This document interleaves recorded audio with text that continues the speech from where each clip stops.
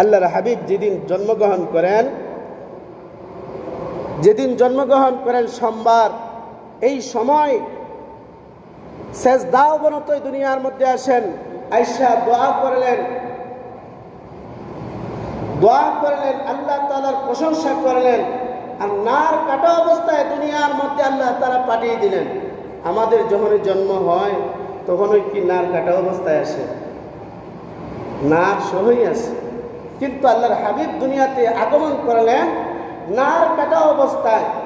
আল্লাহ তাআলা খুব পবিত্র করিয়া যখন ওই দুনিয়ার মধ্যে পাঠাইলেন, প্রথমেই সেজদা অবস্থায় আসলেন, আল্লাহ তাআলার প্রশংসা নিয়ে দুনিয়ার মধ্যে আগমন করলেন।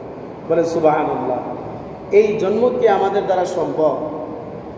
তো এটা কার জন্য, কিসের দলিল? নবীর জন্য, নবুয়তের দলিল। যদি আমাদের মধ্যে স্বাভাবিকভাবে আসতেন তাহলে মক্কার কাফেররা বলতো কি, তুমি তো সাধারণ, আমাদের যেভাবে জন্ম হয়েছে তোমারও ঠিক তদ্রূপভাবে জন্ম হয়েছে, তাহলে তোমার মধ্যে আর আমাদের মধ্যে তো কোনো পার্থক্য নাই, তোমাকে নবী হিসাবে মানি না, এই কথা বলতে পারত। এজন্য আল্লাহ তাআলা নবী আর আমাদের মধ্যে পার্থক্য এতটুকু, আমরা নার সহ আসি, আর আল্লাহর হাবিব মুহাম্মদ রাসূলুল্লাহকে নার কাটা অবস্থায় দুনিয়ার মধ্যে পাঠিয়ে দিলেন। শুধু তাই নয়, আল্লাহর হাবিব মুহাম্মদ রাসূলুল্লাহ দুনিয়ার মধ্যে আসলেন সেজদা অবস্থায় আল্লাহ তাআলার প্রশংসা নিয়ে মুখে। বলেন আল্লাহু আকবার। এটা নবীর জন্য নবুয়তের দলিল। যখন এই দুনিয়ার মধ্যে আগমন করেন তখনই তারকারাজিগুলা ঝুঁকে গেছিল। এটার দ্বারা উদ্দেশ্য কি, যে এটার দ্বারা উদ্দেশ্য তারকারাজিরাও যেন ইসলাম ধর্ম নবীর নবুয়তের সাক্ষ্য দিতেছে। এই দুনিয়ার মানুষ, তোমরা অন্য ধর্মের মধ্যে থাকবে না, মুহাম্মদ রাসূলুল্লাহ সাল্লাল্লাহু আলাইহি ওয়াসাল্লাম এসে গেছেন, তার ধর্মের মধ্যে তোমরা অনুসরণ করো। বলেন আল্লাহু আকবার। এই সময় পারস্যের 14টা খুঁটি ভেঙে চুরমার হয়ে গেছে। বাদশাহ তাদের স্বপ্নের তাবিরদেরকে বলল, এই 14টা খুঁটি কেন ভাঙলো? বলে মক্কার মধ্যে একজন মুহাম্মদ রাসূলুল্লাহ জন্মগ্রহণ করেছেন, তার জন্মের এমন একটা দায়িত্ব পালন করা হবে, তোমার 14 শ্রী পরে সমস্ত ক্ষমতা মুহাম্মদ রাসূলুল্লাহ সাল্লাল্লাহু আলাইহি ওয়াসাল্লামের হাতে চলে যাবে।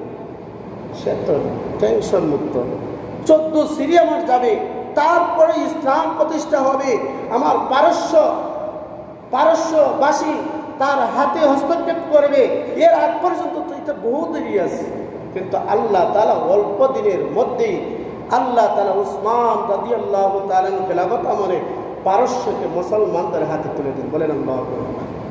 14 শ্রী কি বেশি দূরে না? কাছাকাছি, একদম কাছাকাছি। অল্প দিনের ভিতরে 14 শ্রী চলে গেল। পারস্য আল্লাহ তাআলা মুসলমানদের কাছে বিজয় হিসাবে দান করল। রোমকদের একটা অগ্নি পূজক ছিল, তারা এই জায়গার মধ্যে আগুন ধরানো হয়েছে প্রায় 1500 বছর, অগ্নি 1 মিনিটের জন্য বন্ধ হয় নাই। কিন্তু আল্লাহর হাবিব সাল্লাল্লাহু আলাইহি ওয়াসাল্লাম যেদিন জন্মগ্রহণ করেন, ওই দিন ওই রোমকদের অগ্নিকুণ্ড সাথেই নিয়ে চলে গেছে। বলেন আল্লাহু আকবার। অর্থাৎ আল্লাহ রাসূল সাল্লাল্লাহু আলাইহি ওয়াসাল্লামের জন্মের দ্বারা এটাই আসলো যে আল্লাহর হাবিব দুনিয়ার মধ্যে আসছেন ইসলামকে নিয়ে। এই ইসলাম একমাত্র ধর্ম, আর অন্য কোনো ধর্ম চলবে না, অগ্নি পূজা চলবে না, শিরক বিদআত চলবে না, সব কিছু কলুষিত হয়ে যাবে, ছিন্ন ভিন্ন হয়ে যাবে, একমাত্র ইসলাম দুনিয়ার মধ্যে থাকবে। ঠিক কিনা? কি থাকবে? যত শিরক বিদআত আছে সব ধূলিসাৎ হয়ে যাবে।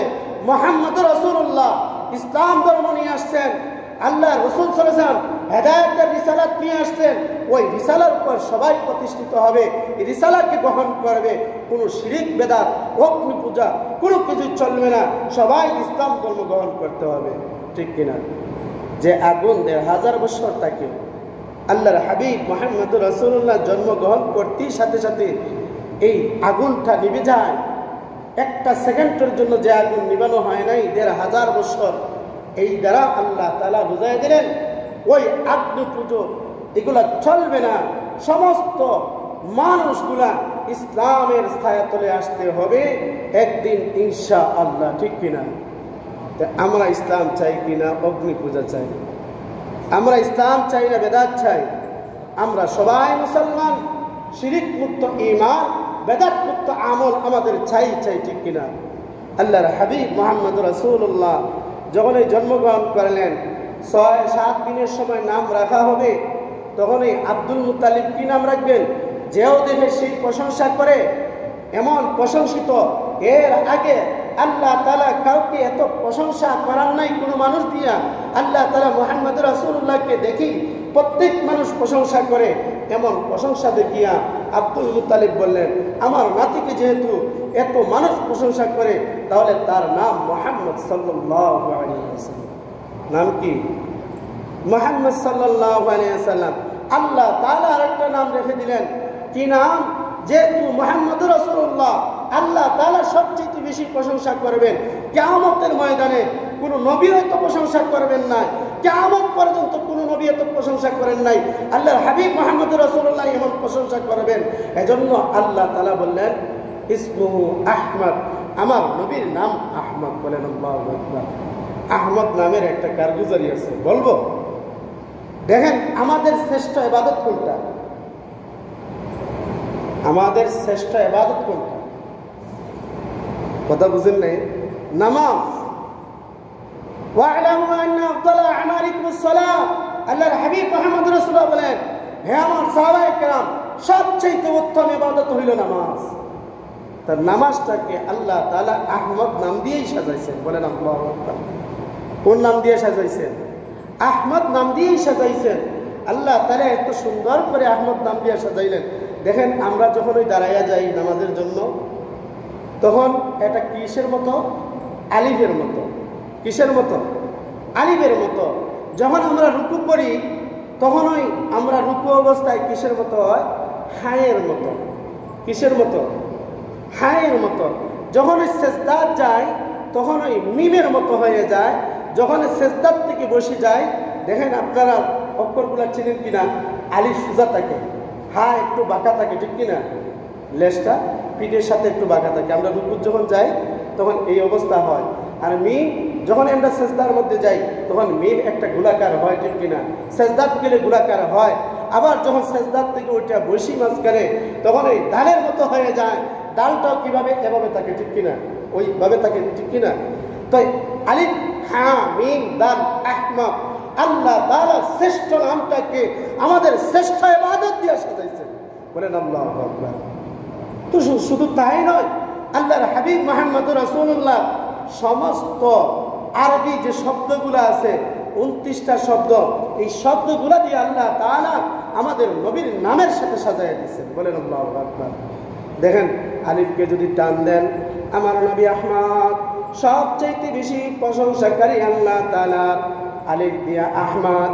আপনি যদি বাকে টান দেন, আমার নবী বাশীর। কি আমার নবী সুসংবাদকারী কিনা? আমার নবী বাশীর। আপনি যদি তাকে টান দেন, আমার নবী তাকি। আল্লাহ হাবিব মুহাম্মদ রাসূলুল্লাহ সবচেয়ে বড় মুত্তাকি। আপনি যদি সাকে টান দেন, আমার নবী সাকিব। আন-নাজমুস সাকিব, এমন একটা দুবতারা। আল্লাহর হাবিব মুহাম্মদ রাসূলুল্লাহকে দুবতারার সাথে তুলনা দেওয়া হয়েছে। আল্লাহর হাবিব মুহাম্মদ রাসূলুল্লাহ যদি আপনি জিমকে টান দেন, আমার নবী জামিল। আমার নবীর চাইতে সুন্দর মানুষ কি দুনিয়ার মধ্যে আসছে? না, আসে নাই। দেখেন, ইউসুফ আলাইহিস সালামের সৌন্দর্য দেখে মহিলারা হাত কাটলো, কিন্তু আয়েশা সিদ্দিকা বলেন, আমার হাবিবকে যদি তারা দেখতো, তাহলে তাদের গলাকে কাটাইয়া দিত, ঠিক কিনা? আমার নবী সবচেয়ে সুন্দর। আমার নবীর নাম আপনি যদি হাকে টান দেন, হা দিয়া আল্লাহ তাআলা হামে, সবচেয়ে প্রশংসাকারী। আপনি যদি হাকে টান দেন, তা ফাতামুন নবীন, লা নবিয়্যা বাদি, আমার নবী শেষ নবী, তারপরে আর কোনো নবী আসবেন না, ঠিক কিনা? আপনি যদি দালকে টান দেন, তাহলে দালকে টান দিলে দাইয়ান ইলাল্লাহি বিইযনিহি ওয়া সিরাজাম মুনীরা। আপনি যদি জালকে টান দেন, আমার নবী জাকি, সবচেয়ে মেধাবীওয়ালা। নবীর চাইতে আরো বড় মেধাবী আছে দুনিয়ার মধ্যে? না, নাই। আমার নবী জালকে টান দিলে জাকি, আমার নবী সবচেয়ে বড় মেধাবী। আপনি যদি রাকে টান দেন, রাহমাতুল লিল আলামিন, আল্লাহর হাবিব আমাদের জন্য রহমত স্বরূপ, কাফেরদের জন্য রহমত স্বরূপ, সমস্ত মাখলুকাতের জন্য রহমত স্বরূপ। এজন্য বলা হয় রাহমাতুল লিল আলামিন। আপনি যদি যাকে টান দেন যাইরুল জান্নাহ। আল্লাহর হাবিব মুহাম্মদুর রাসূলুল্লাহ দুনিয়াতে যখন এই বিদায় নেওয়ার আগে আল্লাহ তাআলা আরশে আজিম সেট করে আল্লাহ তাআলার কাছে নিয়ে ইনভাইট করে জান্নাতকে দেখায় দেখায় দুনিয়ার মধ্যে পাঠিয়ে দিয়েছিলেন। আল্লাহর হাবিব জান্নাতকে দেখছেন কি দেখেন নাই? আল্লাহ যাকে টান দিলে যাইরুল জান্নাহ। আপনি যদি সিনকে টান দেন সাইয়্যিদুল বাশার, শ্রেষ্ঠ মানুষকে, আপনার আমার নবী মুহাম্মদুর রাসূলুল্লাহ সাল্লাল্লাহু আলাইহি ওয়াসাল্লাম। আপনি যদি সিনকে টান দেন আশাফিউল মুসলিমিন, মুহাম্মদুর রাসূলুল্লাহ আমাদের জন্য সুপারিশ করবেন, অপরাধী উম্মতদের জন্য সুপারিশ করবেন, ঠিক কিনা? কারণ কিয়ামতের ময়দানে সমস্ত নবীরা বলবেন ইয়া নফসি ইয়া নফসি। একমাত্র আপনার আমার নবী সরকার দু আলম সাল্লাল্লাহু আলাইহি ওয়াসাল্লাম বলবেন ইয়া উম্মতি ইয়া উম্মতি ইয়া উম্মতি, আমাদের জন্য সুপারিশ করবেন।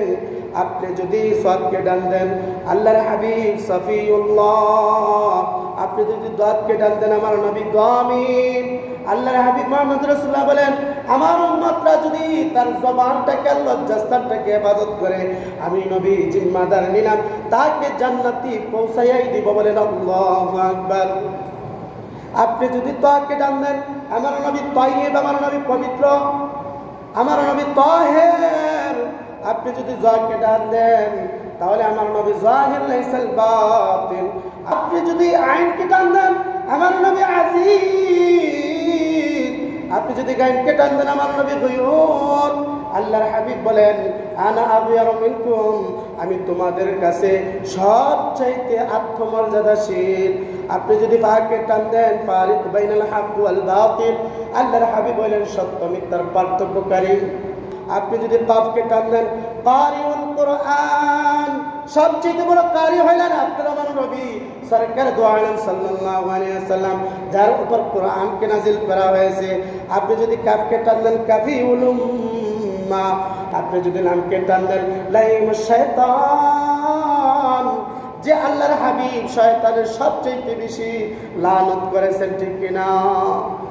আপনি যদি মিমকে টান দেন আমার নবী মুদ্দাসির, আমার নবী মুজাম্মিল, আবার নবী মুহাম্মদ, আবার নবী মুস্তাফা সাল্লাল্লাহু আলাইহি ওয়াসাল্লাম।